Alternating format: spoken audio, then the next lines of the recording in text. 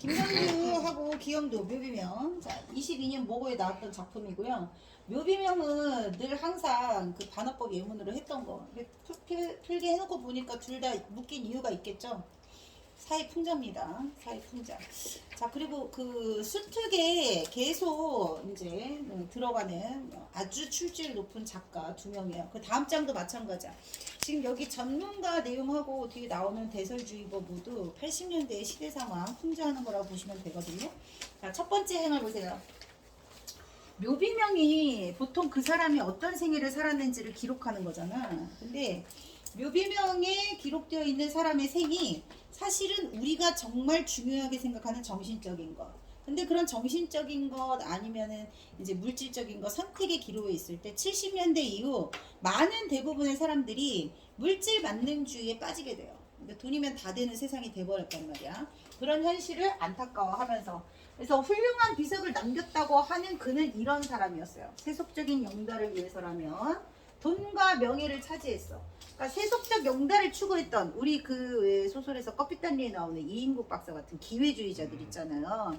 세속적인 부귀영화, 정신적인 가치보다는 세속적인 부귀영화 영달을 추구했던 사람의 무덤에 남긴 비석이 훌륭하다? 단어법이에요. 비판하는 겁니다. 비판. 자, 이 사람 시적 대상에 대한 화자의 태도, 비판적 태도.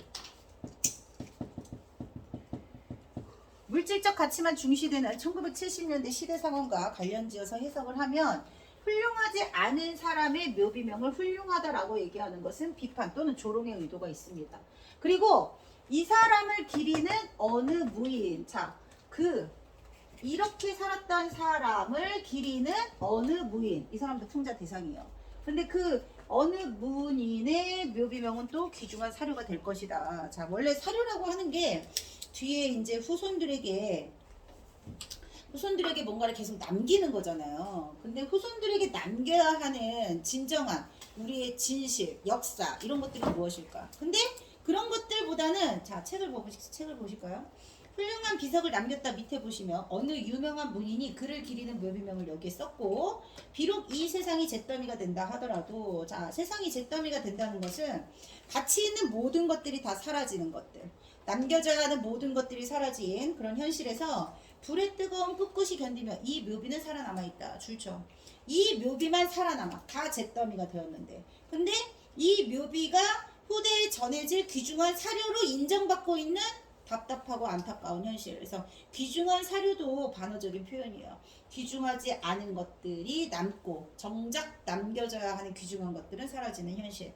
역사는 도대체 무엇을 기록하며 시인은 어디에 무엇을 남길 것이냐 라고 마지막에 의문형으로 질문을 던지고 있어요. 그러니까 우리가 진짜 진실된 가치를 남겨야 하는 것이 역사가와 시인의 사명이야. 근데 그러한 진실을 전달하지 못하는 현실에 대한 비판적 태도. 1970년대라고 했어요. 정신적 가치보다 물질적 가치를 더 중시 여기는 현대사회에 대한 비판적 태도라고 보시면 돼요.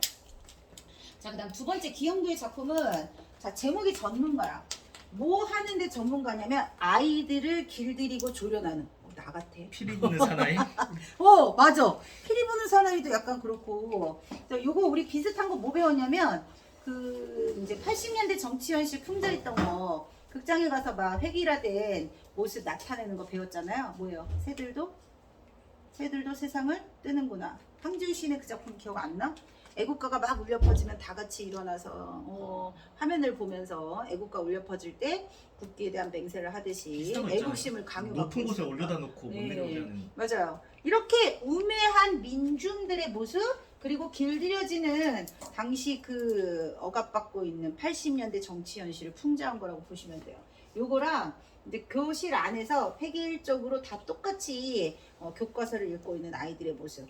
그러니까 여기에서 중요한 포인트는 80년대가 격동이지. 전두환 신군부 시대입니다. 신군부 시대. 자, 신군부가 들어섰을 때야. 그러니까 군사 독재에 억압받고 자유가 보장되지 않는 당시 시대의 현실을 우매한 민중들은 모르고 있다는 거지. 이게 뭐가 다르냐면 사람들은 지금 우리가 무엇에 속고 있는지를 모르는 거야. 그 자체를. 진실을 밝히려고 하는 사람들 다 어떻게 돼요? 아까 여기 있는 진실을 알리려고 하는 아이들은 바로 추방되는. 그래서 그거 기억나요? 이강백의 파수꾼. 파수꾼에서 가다가 이제 촌장이 막 늑대가 나타났다라고 막 외치는 촌장의 하수인들이 있고, 진실을 외치려고 했으나 결국은 촌장이 하수인으로 전락해가지고 막루에 갇히는 파수꾼 다 이야기 있죠. 그 이야기하고 똑같다고 보시면 돼요. 길들이는 권력자가 있는데 이 길들이는 권력자가 우매한 우리들이 되는 거야. 그러니까 이 사람한테 길들여지는 과정을 통해서 자, 아이들은 되게 순수해요. 판단력이 없어요. 진실을 잘 알 수가 없어. 근데 그런 아이들을 속이는 그의 모습. 근데 그게 너무 능수능란하다는 거야. 능통하다는 거죠. 속는 줄도 모르고 속는 아이들. 그게 왜 그러냐면 철저하게 차단시켜버리기 때문에. 그래서 누군가가 진실을 외치려고 하는 순간 그 아이는 골목에서 어느 순간 소리 소문 없이 즉시 사라지게 되는 그런 현실이야.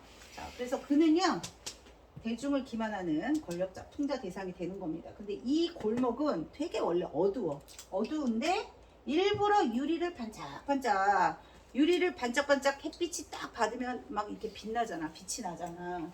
그래서 어두운 골목을 은폐하기 위한 어떤 수단이라고 보시면 돼요. 근데 이제 아이들은 이게 놀다가 유리를 깨트리고 그러는 거야. 자, 그렇게 유리를 깨트리면 그가 와서 딱 얘기하죠. 자, 그의 말과 아이의 말을 직접 제시하고 있다는 거. 다른 데에서 나오지 않는 표현상의 특징이라고 할 수 있겠지. 이 시에서만 나오는. 공통점은 반어법이고 일단 현실 비판적 태도를 가지고 있다는 거 공통점이야. 근데 여기에서만 나오는 거 뭐예요? 아이들의 말과 그의 말을 직접, 아이의 말과 그의 말을 직접 제시한 부분이 있다는 거. 아이들은 서서히 길들여지고요. 그리고 어떤 다른 생각이나 주장 따위 용납하지 않는다. 획일화된 사회에 억압받고 있는 모습이고요. 결국은 권력에 복종하는 충실한 그의 부하가 된 아이들의 결말. 마지막 이제 어떻게 돼요? 벽돌을 묵묵히 나르는 이제 노동만 할 수 있고 노예로 전락해버리는 그런 모습을 나타내고 있어요. 그러니까 권력에 순응하면서 살아가는 모습이 어떻게 우리가 길들여져 가고 있는지 전문가를 통해서 잘 볼 수 있다. 자, 첫 번째 가보세요. 1년. 이사온 그는 이상한 사람이요. 그의 집 담장들은 모두 빛나는 유리들로 세워졌다. 빛나는 동그라미. 자, 왜 유리로 세웠다고요? 이 어두운 골목 안에 그 음산한 기운들을 유리가 다 막아주는 거야. 반짝반짝. 사람들이 봤을 때 밝고 긍정적인 이미지의 집인 것처럼 그렇게 보여지는 거죠. 부주의한 아이들이 잠깐의 실수 때문에 풍성한 햇빛을 복사해내는, 자, 유리의 속성, 햇빛을 복사해내니까 어두운 골목이 밝아지는 그런 효과가 있어요. 무슨 뜻이라고요? 여기 어딨어요? 여기 어두운 골목이 사실은 실체야. 근데 그 실체를 감추고 은폐하기 위한 수단이라고 보면 돼. 니네 그거 우리나라가 가장 그 많은 사람들이 스포츠에 열광했던 프로 야구의 개막이 언제였다고 그랬죠? 전두환. 80년대 전두환 정권. 그거 배웠죠? 3S 정책. 예스. 3S가 뭐예요? 스포츠? 스포츠하고 시네마 있나? 뭐 있었는데. 섹스겠죠. 그러니까 스포츠, 섹스. 섹스. 세 번째. 뭐냐? 섹스 다음에. 세 번째. 나도 거기까지 그 몰라. 스코어? 아닌데? 스코어라니. 스터디? 스터디? 학교에서 안 배웠어요? 다 같이 막 열광하게 만드는 거. 그러니까 옛날에 정치적. 1학년 때 했던 것 같은데. 아, 1학년 때 나왔어요? 그러니까 모든 정치적인 관심에서 사람들의 관심을 유흥으로 돌리는 거죠. 그래서 통행금지도 없앴고. 세 번째 나도 생각 안 나. 세 번째가 뭐지? 도박? 아이씨. 갬블링? 아닌데. 아니야. 세 아니, 번째. 진짜 스포츠 있고. 양재준이 알아오길. 자, 그 다음 책 보세요. 자, 그래서 이 햇빛을, 풍성한 햇빛을 복사하는 유리를 아이들이 박살내면 아주 상냥한 얼굴로 와서 그가 하는 말 줄치세요. 얘들아 상관없다. 유리는 또 갈아 끼우면 되지. 마음껏 이 골목에서 놀렴. 이라고 그가 하는 말을 어떻게 했어요? 직접 인용. 근데 여기에 나오는 말은요. 아까 선생님이 얘기했던 파수꾼. 파수꾼에서 촌장이 파수꾼 다에게 했던 말과 같습니다. 뭐 하는 거예요? 아이들이 이 골목에서 떠나지 않게 이 골목에서 계속 즐겁게 놀도록 아이들을 달콤한 말로 유혹하고 있는 거죠. 위선적 태도입니다. 위선적 태도. 아이들을 길들이기 위한 그의 위선적 태도가 가장 잘 드러나 있어. 직접 제시함으로써. 그 다음에 유리를 깬 아이는 얼굴이 새빨개졌지만 이상한 표정을 짓던 다른 아이들은 아이들답게 곧 즐거워합니다. 별 생각 없이. 점점 그의 의도를 파악하지 못하는 아이들은 그의 의도대로 계속 뭐하고 있다? 길들여져 가고 있다. 견고한 송판으로 담을 쌓으면 어떨까? 줄치시고. 누가 한 말이에요? 어떤 아이가 이런 말을 했어.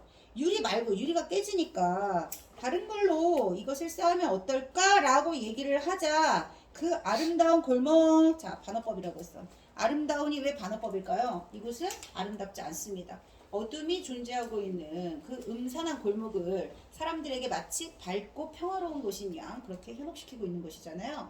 자, 아름다운 그 골목에서 아이는 추방되었다. 이유는 다른 쓸데없이 다른 생각하면 안 된다. 그러니까 모두 다 똑같은 생각. 억압받고 있는 그 군사 정권의 특징이 뭐예요? 군대식으로 획일화시키는 거라고 그랬잖아. 일제히 모두가 다 똑같이. 그렇게 아이는 쫓겨나고 유리 담장은 매일같이 깨어졌고요. 그러니까 유리 담장이 매일같이 깨어진다는 건 그가 다시 또 와서 아이들에게 괜찮아 뭐 이렇게 얘기를 하겠죠. 반복되는 길들여지고 있는 과정이야. 그리고 필요한 시일이 지난 후 이제는 아이들은 모두 다 길들여졌어. 그가 원했던 그 시간이 길들여지는 시간이 모두 다 끝나고 난 뒤 동네 모든 아이들이 충실한 그의 부하가 되었어요. 그리고 어느 날 그가 유리 담장을 떼어냈을 때 유리 담장을 왜 떼어냈을까요? 이제 더 이상 실수가 필요 없어. 아이들은 모두 굴복되었고 복종하는데 길들여졌기 때문에 그 골목은 가장 햇빛이 안 드는 곳 줄쳐. 골목의 실체는 뭐예요? 원래는 햇빛이 들지 않는 곳이었다. 어두운 곳, 음침한 곳, 음산한 곳. 그랬던 은폐했던 골목의 실체가 드러나자 이제는 일렬로 무슨 뜻이야? 획일화된 모습이야. 일렬로 선 아이들이 묵묵히 저항하지 못하고 아무런 자유가 없는 그런 골목에서 벽돌을 나르는 노예 같은 삶을 살겠죠. 자, 1번. 자, 가장 적절한 것은 2번입니다. 직접 제시. 그와 다른 아이의 말을 직접 제시했다. 여러분, 네. 과거, 현재 초점 이동 없습니다. 시상 전개 보세요. 그 다음에 3번에서 자연의 모습 나와요? 안 나와요? 안 나옵니다. 모두 시대풍자적이에요. 그 다음 4번에서 의지 없고요. 5번에서 대화도 없습니다. 그 다음 2번. 자, 산업화 이후 70년대입니다. 현대인의 삶에서 보기 보세요. 정신적 가치보다 줄쳐. 정신적 가치보다 물질적 가치가 우위를 점하는 양상. 그것을 대표하는 삶을 살았던 그를 위해서 묘비명을 쓰는 유명한 문인. 풍자대상 2명이에요. 그도 풍자대상. 그리고 묘비명을 쓴 유명한 문인도 풍자대상. 자, 그리고 개인주의와 이기주의로 이어지고 또 다른 사회 문제를 나와서 우리가 뭐 배웠어요? 서울 1964 이런 거 배웠잖아요. 자, 1번 물질적 가치 뭐 있다고요? 돈, 명예 이런 거. 돈도 높은 자리도 다 얻었어. 시도 소설도 한 번도 읽어보지 못하는 그가. 자, 정신적 가치와 물질적 가치 대비 동그라미 치세요. 그 다음 비석의 훌륭함. 자, 훌륭하다라고 얘기했지만 사실은 그렇지 못한 삶을 살았던 사람이니까 반어 맞습니다. 그 다음 문인이야말로 아니에요. 문인도 뭐라고 그랬어? 그를 기리는 묘비명을 썼다는 것은 세속적 물질적 가치를 중요하게 생각하는 건 그와 다를 바가 없다. 현대인들 대부분이 다 그렇다. 그는 정신적 가치보다는 뭐를? 물질적 가치를 추구합니다. 그 다음 시인은 어디에 무덤을 남길 것이냐를 통해서 줄치세요. 정신적 가치를 도외시하는 세태 비판. 이게 주제입니다.